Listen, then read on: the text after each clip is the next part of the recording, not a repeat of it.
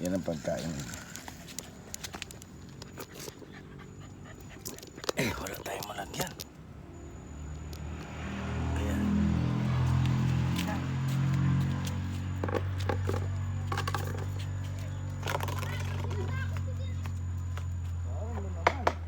Lumayo tuloy. Ito sa mga maliliit po.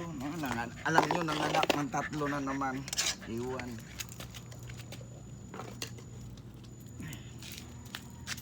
Dumarating, tumatakbo pa yung ito. Nasa kabilang bahay sila eh, kabilang mundo. Darating pa yun eh.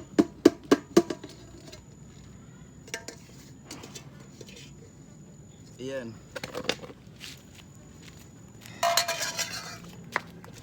Diba? Ayan, kain sila.